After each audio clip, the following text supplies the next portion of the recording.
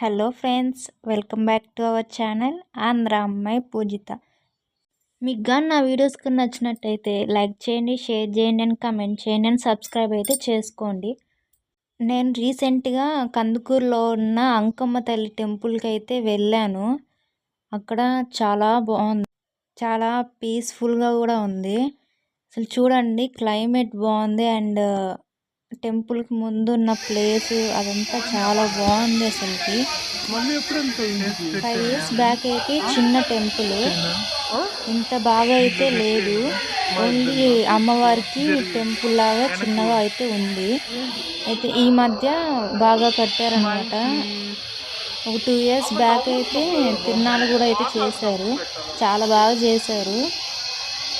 Only Kandukur వరకే అయితే చేశారు, కానీ చిన్నగా చేసిన చాలా బాగా చేశారు.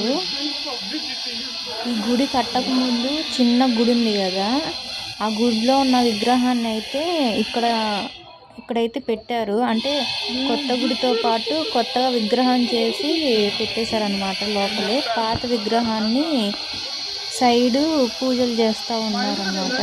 ఇటు సైడ్ అయితే వినాయకుడు ఉంటారు.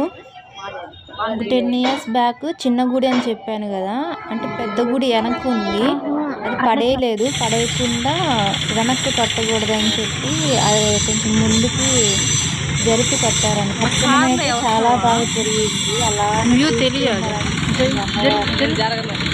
ప్లేస్ మొత్తం అమ్మవారిదేనంట. నాకు తెలిసిన ఇన్ఫర్మేషన్ మీతో షేర్ చేసుకున్నాను.